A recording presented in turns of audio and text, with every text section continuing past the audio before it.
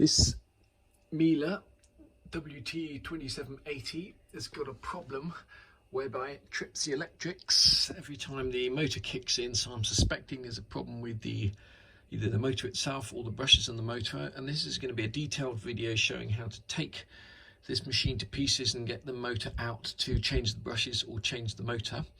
The very first thing we're going to do is take this drawer here out. It just pulls all the way out.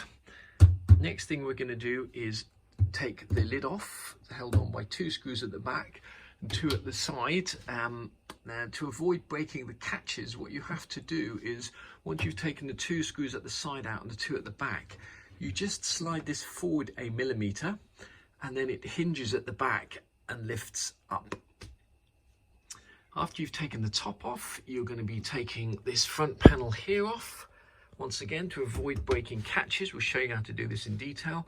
This, you'll take the knob off first, but this plastic panel here slides down. You have to get a screwdriver in there, just push it down, and the whole plastic panel comes off, and it'll reveal some screws behind there, which you'll need to get out, and another one behind this drawer. You'll be able to take the front off, remembering that there's a metal clip here, spring clip, to hold this on that you'll need to take off, and then you'll be able to get to the motor.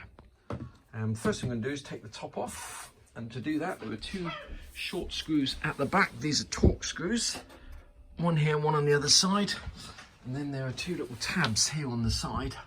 You just need to get a sharp razor blade or something to click the plastic tabs out like this, and then these torque screws are slightly longer ones.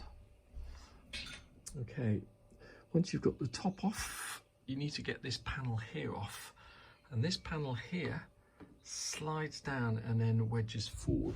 So to get it off, you have to basically get a screwdriver or flat blade, Stanley knife blade or something under here, and just gently pry this, pushing it down and prying it forward, and it should come off like so. And once you've done that, you reveal behind it these torque screws here and here, which you'll need to get off before you can take this front panel off. There's also one more just over here. There's 3 screws you need to take out of there before you can get that front panel off. Once you've got those 3 screws out, this will just pull forward. It's held on by these clips here, here, and here. If you don't know about those screws and you just try and pull this out, it is possible to do it, but you'll end up breaking the clips just like I did there. Remove this panel. Still left the wires attached. I'm going to try and take off the front. There's 1 screw here, 1 screw here, and a couple at the bottom. 1 there, and I imagine 1 on the other side. Here, torque screws you have to take out. They've got little plastic washers on them like this. And then there's 1 Allen bolt that you have to take out from here. And then this comes loose. Get this front panel off. First of all, you need to undo this ring that holds this rubber seal onto the door, and the way I did it was just a small watchmaker screwdriver and stretch it and just peel it off, and then the front door will come off. Once you've got that front door off, you've actually got much better access to the motor. So I'm going to have a go at taking these cover off, see if I can look at the brushes. That cover is held on by 2 torque screws with washers like that. Taken this out, used a bit of brute force to get that out, which allows us to slide this cover back. Once you've removed that plastic cover, you need to unplug the plugs from here, and they pull straight out. There's no clips. There's a long plug on this side and a short plug just here. Slide off here. It's just held on with 6 screws along the top and down the side, and then 4 at the back, all the same size. It's got a big wash on it and looks like that. The nut goes on this side towards the front of the washing machine. Okay, once you've got those 3 bolts out, you can take the whole motor out. So when you're taking this motor out, my advice would be not to undo this bolt here, and just to take out these 3 bolts here to get the motor out. This one here is held in with blue thread lock, and it basically tensions the belt. So once you undo that, you'll have to try and tension the belt with this in situ, and that's going to be really difficult. So my advice is not to undo that. If your motor sounds like that, it probably means that either the bearings or the brushes are knackered. We're going to take these brushes out and have a look at them. Well, the next thing I'm going to try and do is take this thing here off. In order to do that, you have to take this screw here out. It's a torque screw, and on the other side, also a torque screw. You've got to hold the thing here, otherwise it will twist when you're trying to take that out. What the motor should sound like is that. So there's nothing wrong with the bearings of this motor. When you have a look at that, you can see that these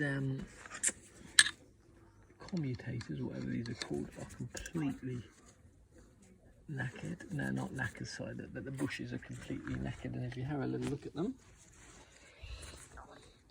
you can see there's actually chips missing out of them on both sides, there and there, and that's basically causing this motor to arc and short circuit. So that needs a new set of brushes, and this motor will be probably fine thereafter.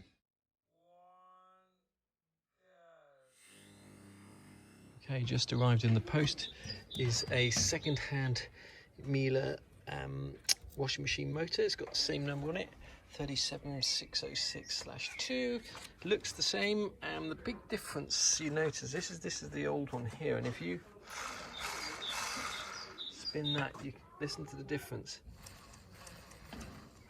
So I don't know if that's just because the brushes are knackered or the bearings are knackered, but I think what we're going to do is put this one straight in and just see if that cures the problem. So the way I've got that belt back on there is just using a bent bit of coat hanger or wire and also a stick, and just slowly revolving the drum to sort of thread it on. So basically when you've taken the motor off the bottom, try not to turn this drum here, otherwise the belt will just fall off and then you'll add time to your job. This motor actually came with this bracket still attached. You can see that there's got some blue thread lock on, so I'm going to see if I can put the whole motor in with that still attached. In order to do so, I'm just going to pull this out of the way, twist this off here.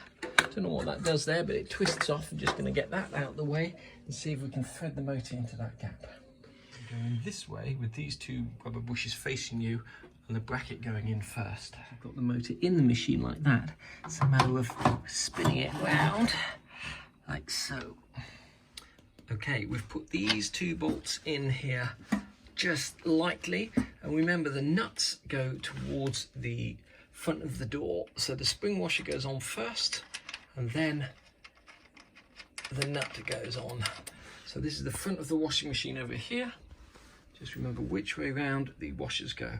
Bolt goes in first, then spring washer goes over it, and then the nut. There's an easier way to do this than this, but the spring here is basically right in the way, so I've taken it off. I've undone the two bolts that hold this spring on, and I'm gonna hopefully be able to stretch that spring out again, put it back in. Jobs once you've got this motor in and you've got all the bolts in these bushings here is to get the belt on, and the easiest way I found to do it was to actually put the belt over this part of the motor, and then you can wind it onto the drum, the big wheel at the top, and then once it's on the big wheel at the top and on this part of the motor, you can then get your hand underneath and lever it up and very slowly turn this motor so that it sits on there. That was the way I found to do it in the end. Managed to get that belt on, and boy was it a bugger to get on, to put it crudely. You have to kind of get your hand right in here and then kind of turn the drum at the same time as winding on. I managed to do it though. In hindsight, I would not take that spring off if I could possibly avoid it. For me, it was the only way I could get my hand in there to wind that thing, because you can't stretch these springs by hand. All you have to do is bend them and then put coins in. So I put double 20p's in on both sides, and then I've lifted this up, taken this off and threaded it back through. These are still loose, these bolts, so I'm now going to try and tighten them down, and then it's just a matter of pulling the coins out with a pair of pliers. Putting these two bolts down, these coins will just come out, hopefully. You might need pliers to pull them out, or you might be able to just pull them out like that. As a trick, if you ever need to extend a spring and you can't do it by hand, is just bend it and stick coins in. Coins out of the spring there. Don't forget to tighten these bolts up here. There's one on this side and there's two on the other side. This out, just remind ourselves how this plastic cover goes on. This little plastic spike is going to fit in that fitting there, and these holes are going to line up with a couple of screws here and here. So this is going to slide over like that, and those are going to line up there and there, and that's going to go in that hole. It's easier to do it, show you on this rather than the one that's in situ. I'm going to slide this in and hopefully fit that. Before we do, we're going to make sure that's out of the way because it makes life a little bit easier. Okay, we've got the plastic cover on. Make sure that bottom lip is slid underneath there. And on the other side, on this side here, make sure the plastic spike, this thing here, goes through the rubber grommet. Once you've done that, you should be able to just line up these two screws, one here and one at the top here. You slid the cover on in place. It's just a matter of tightening down these two screws here. And remember, these screws both have a washer on them. Okay, it's time to plug everything back in. And what you have to remember is this plug goes on this side and this separate plug on this side, like so. Difficult to do with one hand. That goes in there like so.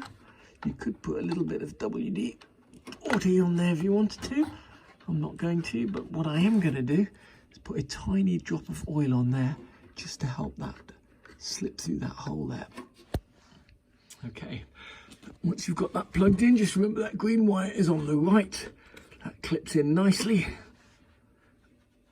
It's time to put this fitting here in.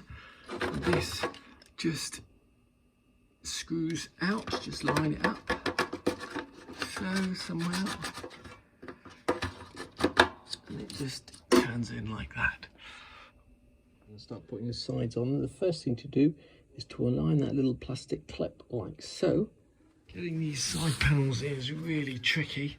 And the best way to do it is jack the machine up at an angle like this, get the clips lined up so they're not touching the floor, and then line this up and then slide it in and then pull it up. We've got both sides on. It's now time to get the lock in before we put the front on, and that, I think, oops, this is going in sideways like that. Okay, it's held on by two screws with plastic washers like that. Okay, once you've put those two lock bolts in, this front panel is held on by one Allen bolt. It goes through there. Two screws, long screws that come down here, and two short screws at the bottom. Front panel on. Make sure that this yellow pull here, this is this sort of emergency door open pull. Make sure it's slotted through the hole here and not bent and coming through here. And you've just got two small screws here and here holding that on. Two top screws, slightly longer screws up here. Next up, we're going to try and clip this back on.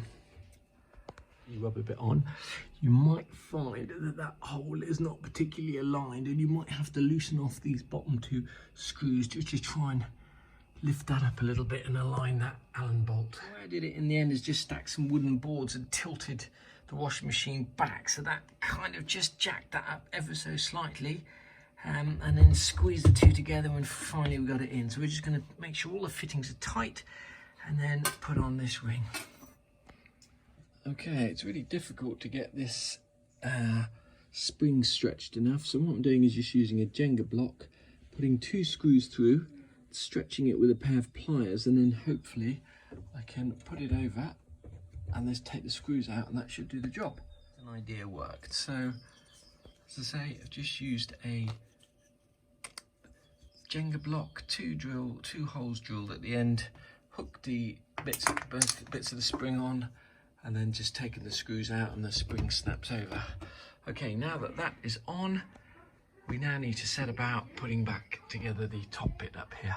Okay, to get that back in, it just clips firmly in.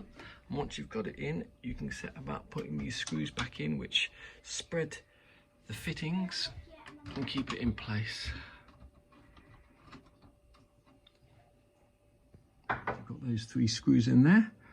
This should just fit in there. You push it down, spring loaded, and it should just clip underneath. I can't do that with one hand. Once you've put the top panel on there, you can put this panel on here. It's not held on by any screws, it's just a push fitting. It just pushes in there like so and snaps in place, hopefully. About putting this panel in, once again, it just clips in place. Try and do it without breaking the plastic tabs. Now it's time to put the top back on. Okay, almost the last thing to go on is the top. And the first thing we're going to do is grab a couple of these special little torque screws here and screw on these brackets. And the brackets basically slide into the top like that. There's a couple of things you need to be aware of. These little hooks here hook into these holes, so you're going to be having to kind of pull this slightly towards you and then lock it into place. And similarly, these 2 clips need to be slid out like that, because they're going to hook underneath here. Okay, once you've got those 2 brackets in, you're going to line it up like that and slide this whole thing forward like so, remembering that these clips here are going to have to go, sorry, these clips here are going to have to push in and lock like so. Okay, and then this is flush all the way around, and last you're going to put these 2 screws, final 2 screws in here and here. These are quite long screws, and what they'll do is they will push in or pull in those clamps. Just clip over the holes, hiding the holes. Now just clip in like so. Okay, we've got everything back together. We've got the power plug in. Let's turn it on and see what happens. Okay, well, we've got electrics. Let's close the door and see if we've got any leaks. We'll put the rinse out fluff program, duration 7 minutes. We've got water going in. What was happening before was as soon as the motor was engaging, we would get this shorting out. And the moment of truth. It's now on a high spin. Still hasn't tripped the electrics. Can't see any water leaking out. Belt seems to be on. Okay, there we go. Program finished. No tripping of the electrics. So I reckon that is Miele WT2780 fixed. It was the brushes in the motor or the motor itself that was faulty.